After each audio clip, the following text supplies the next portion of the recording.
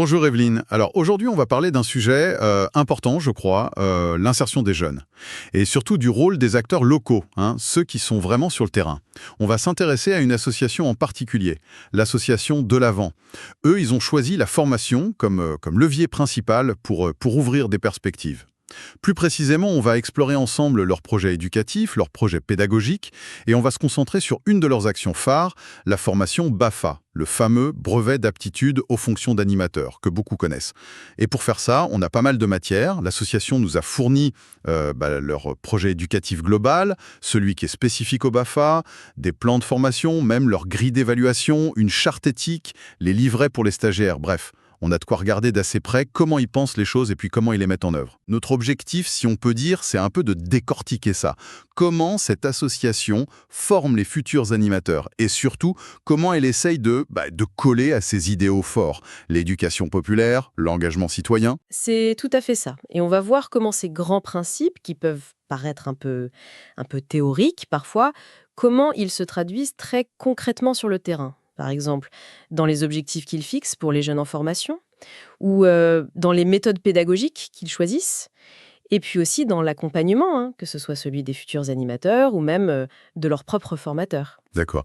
Alors commençons par le début peut-être. C'est qui cette association de l'Avent? Elle est assez jeune, c'est ça? Oui, relativement.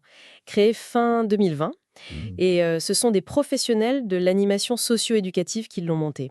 Leur but, affiché, c'est clair, favoriser l'insertion sociale et professionnelle, notamment des jeunes, en passant par l'activité économique, mais surtout par la formation. Et ils sont basés à Mantes-la-Jolie, dans les Yvelines. Exactement. Ce choix de Mantes-la-Jolie, j'imagine que ce n'est pas anodin. C'est un territoire avec des enjeux particuliers, non? Ah bah oui, très certainement. Mantes-la-Jolie, c'est une ville avec une population jeune importante, des défis liés à l'emploi qui sont connus. Mais c'est aussi un territoire où il y a un tissu associatif très très riche. Donc s'implanter là, ça montre une volonté, je pense, d'être au cœur des besoins, mais aussi là où il y a des partenaires potentiels, où on peut tisser des liens. D'accord. Et pour comprendre leur approche, tu disais qu'il y a un concept clé, l'éducation populaire. Oui, absolument. C'est vraiment le pilier central de leur projet éducatif, hein. L'éducation populaire, bon, c'est une vieille et belle idée, hein. L'idée que l'apprentissage, ça se fait par tout le monde, pour tout le monde et tout au long de la vie. Ce n'est pas juste accumuler des savoirs, tu vois. C'est développer son esprit critique, c'est viser l'émancipation, c'est permettre aux gens de s'organiser collectivement, de s'approprier les savoir-faire, les savoir-être, pour devenir des citoyens plus actifs, plus engagés. C'est voir la formation comme un outil de transformation sociale, en fait. C'est ambitieux. Et quelles valeurs découlent de cette vision pour eux? Alors, ils sont très clairs là-dessus dans leurs documents. Ils mettent en avant l'humanisme, le refus total de toute discrimination, l'acceptation des différences quelles qu'elles soient, et puis bien sûr le respect de la laïcité, des valeurs républicaines, la recherche permanente de l'égalité des chances et l'inclusion de tous les publics. Ce sont des mots forts, hein, qui posent un cadre exigeant. Et justement, comment on passe de ces grands mots à l'action concrète? Comment ça irrigue leurs activités comme le BAFA? Ben, ils définissent 4 objectifs fondamentaux qui doivent, en principe, guider toutes leurs actions. Lesquels? Alors, le premier, garantir la sécurité physique, affective, morale et le bien-être des personnes. Deuxièmement, promouvoir une citoyenneté active. Le troisième, favoriser la responsabilisation et l'autonomie. Et enfin, le quatrième, assurer l'accessibilité et l'inclusion pour tous, vraiment tous. Intéressant. Sécurité, citoyenneté, autonomie, inclusion. Oui, et ce qui est intéressant aussi, c'est que parfois, ces objectifs peuvent entrer un peu en tension sur le terrain, tu vois. Comment ça? Par exemple, comment tu concilies le besoin absolu de garantir la sécurité des jeunes avec la volonté de les rendre plus autonomes, de leur laisser prendre des initiatives, parfois des risques, mesurés bien sûr, mais nécessaires pour apprendre. Oui, c'est le dilemme classique de l'éducateur un peu. Exactement. Et c'est là tout l'art, en fait, de l'animation et de la formation. Trouver ce juste équilibre, au quotidien, situation par situation. Leur projet, il ne donne pas de recette magique, mais il pose un cadre de réflexion, une exigence pour les équipes. D'accord, je vois. Alors, revenons au BAFA. Pourquoi avoir misé spécifiquement sur cette formation-là? C'est quoi l'intérêt stratégique pour eux? Ah, c'est un choix très malin, je trouve. Parce que former des animateurs BAFA, ce n'est pas juste leur donner un bout de papier. C'est former les personnes qui vont être au contact direct des enfants, des ados, dans les centres de loisirs, les colos, ce qu'on appelle les ACM, les accueils collectifs de mineurs.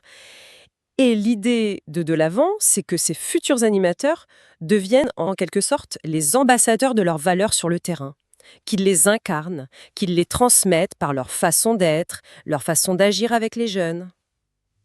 Oui, c'est former des relais en fait. C'est ça. Et pour rappel, le BAFA, ça se passe comment déjà? Il y a plusieurs étapes, c'est ça? Oui, classiquement, 3 étapes, hein. D'abord, la formation générale, c'est souvent 8 jours de théorie et de pratique en groupe. Ensuite, un stage pratique sur le terrain, dans une structure, d'au moins 14 jours. Et enfin, une session d'approfondissement de 6 jours ou de qualification de 8 jours pour se spécialiser un peu. D'accord. Et de la voyamance, est-ce qu'ils ont une manière particulière de mener ces formations? Une approche pédagogique spécifique? Oui, ils insistent beaucoup là-dessus. Ils la veulent active. On apprend en faisant, en testant des choses. Participative. Les stagiaires sont encouragés à prendre part aux décisions, à l'organisation de la vie du groupe. Différencier aussi, essayer de s'adapter aux besoins, au rythme de chacun, même si c'est toujours un défi en collectif, bien sûr. Ludique. Le jeu, la mise en situation, c'est central comme outil d'apprentissage. Et enfin, expressive. On pousse la créativité, la capacité à s'exprimer. Ça a l'air bien, hein, comme ça sur le papier. Mais est-ce que ça change vraiment quelque chose pour un jeune qui suit cette formation? Est-ce que ça se sent concrètement? L'intention derrière tout ça, c'est que le stagiaire ne soit pas juste là pour écouter et prendre des notes, quoi. Il est vraiment acteur de sa formation. L'alternance constante entre des moments de réflexion, de théorie, et puis des mises en pratique directes, animer un jeu, préparer une activité, gérer un faux conflit, c'est vraiment la clé. Et surtout, la vie du groupe pendant la formation, ce n'est pas juste un cadre sympa. C'est un objet d'apprentissage en soi. Comment on communique entre eux, comment on gère les désaccords, comment on prend des décisions ensemble, comment on fait attention au bien-être de chacun. C'est une sorte de mini-société, un laboratoire du vivre ensemble en fait. D'accord. Et cette pédagogie, elle vise à développer quelles compétences sur les futurs animateurs?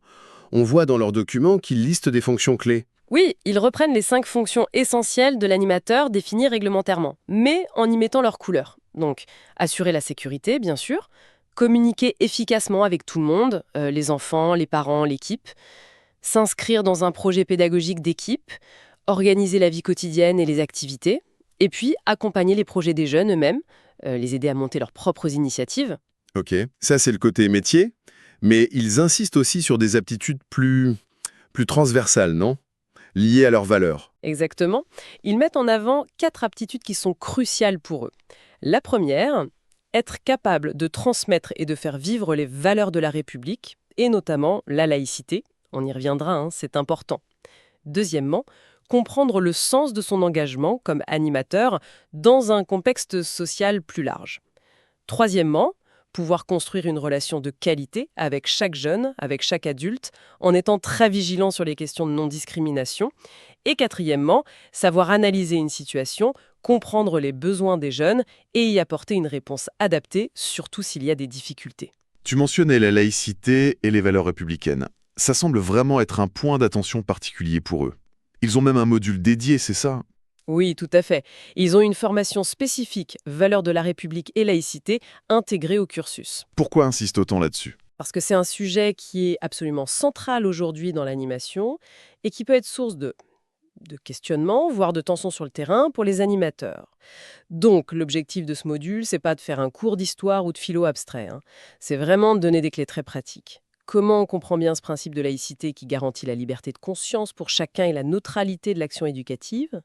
Comment on l'applique concrètement dans une activité, pour les repas, face à des demandes particulières des familles ou des jeunes? Quelle posture on adopte comme animateur pour respecter la loi, les convictions de chacun, sans jamais tomber dans le jugement ou le prosélytisme? Et puis aussi, comment réagir si on est confronté à des situations, des propos qui remettraient en cause ces principes républicains? C'est formé à la fois à la compréhension et à la posture, en fait. C'est ça. La formation insiste beaucoup sur les distinctions importantes.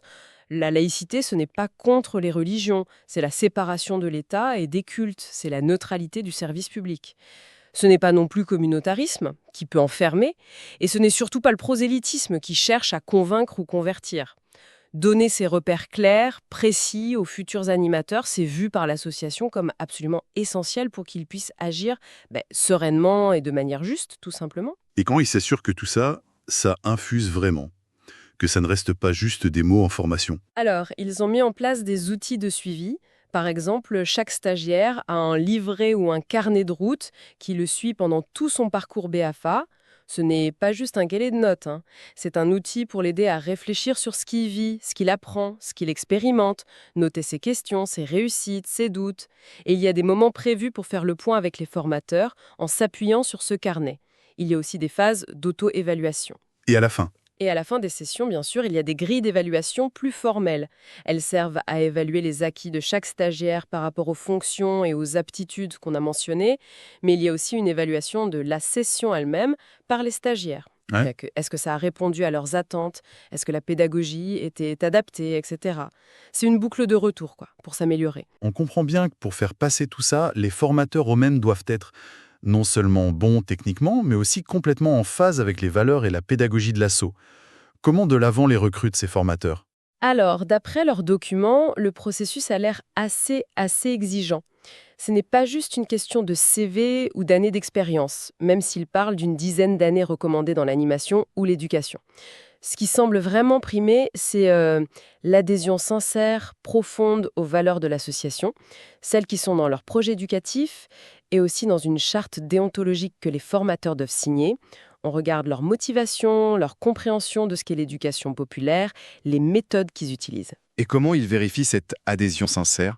C'est pas évident. Non, c'est sûr. Alors, le processus passe par plusieurs étapes. D'abord, l'analyse classique du CV et d'une lettre de motivation, mais où on demande au candidat d'expliciter son rapport à ces fameuses valeurs et méthodes. Ensuite, le candidat doit lire attentivement les documents clés de l'assaut. Après, il y a un questionnaire spécifique pour creuser certains points. Puis un entretien, bien sûr, avec le responsable formation et d'autres membres.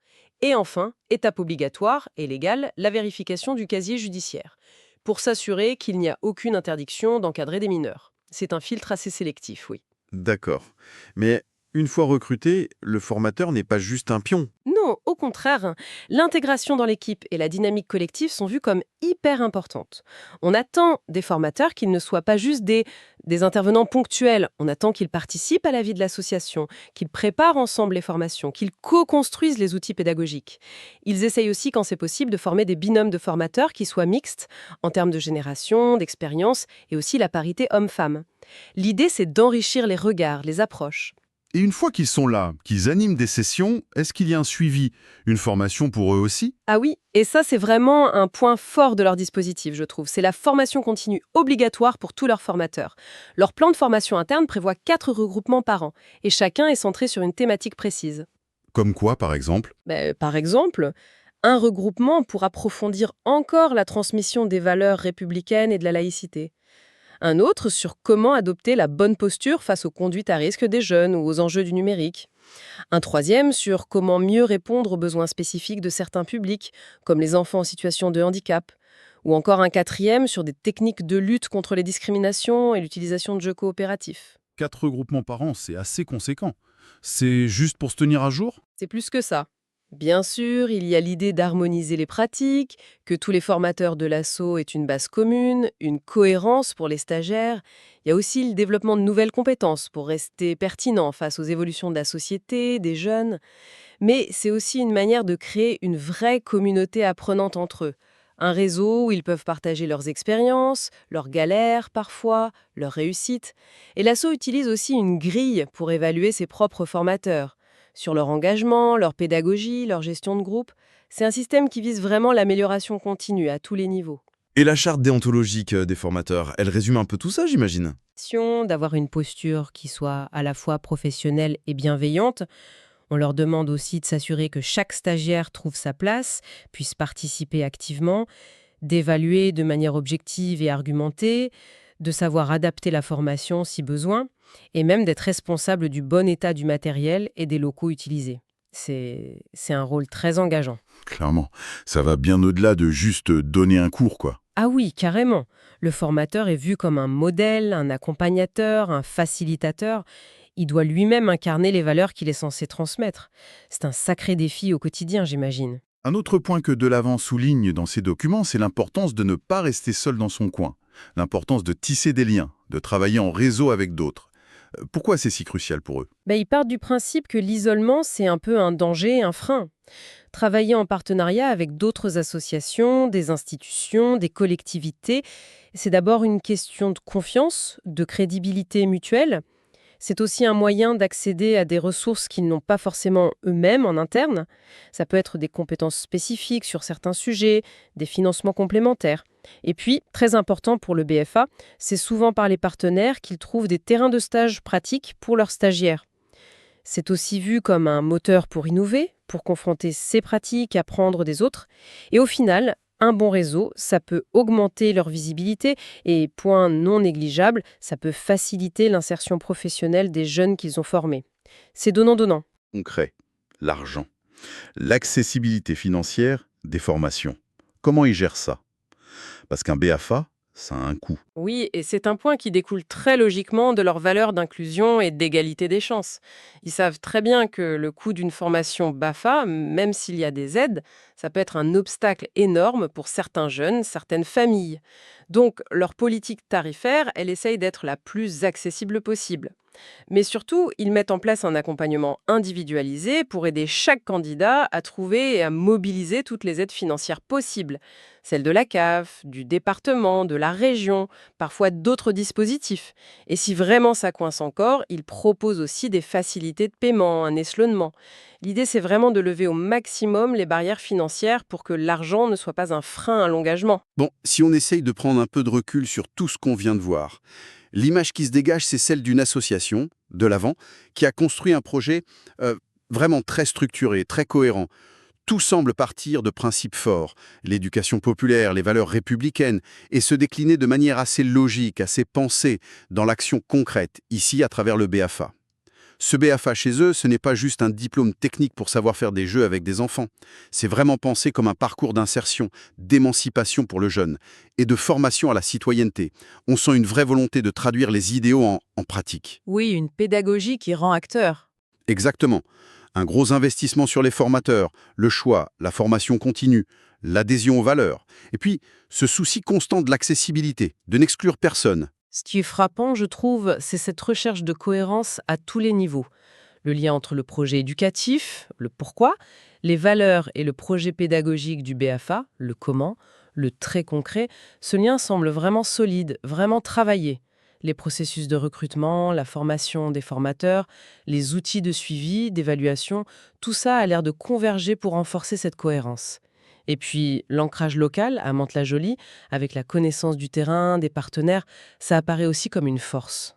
Le travail en réseau, c'est pas juste un vœu pieux, c'est présenté comme une condition de réussite. Tout ça nous amène peut-être à une dernière réflexion, une question un peu plus large pour conclure. Au-delà des compétences techniques de l'animation, qui sont nécessaires bien sûr, quel peut être l'impact à plus long terme d'une formation qui met autant l'accent sur les valeurs citoyennes, la posture responsable, la laïcité, l'édicopop? Comment est-ce que ça peut façonner, influencer durablement le parcours d'un jeune, son envie de s'engager plus tard, sa manière de voir son rôle dans la société, et puis, par ricochet, quelle influence ça peut avoir sur la qualité de l'accueil, de l'éducation que reçoivent les enfants et les jeunes qui vont croiser la route de ces animateurs-là? C'est une excellente question. C'est une question qui nous emmène bien au-delà du cadre strict de la formation BAFA, finalement, mais qui montre l'ambition du projet.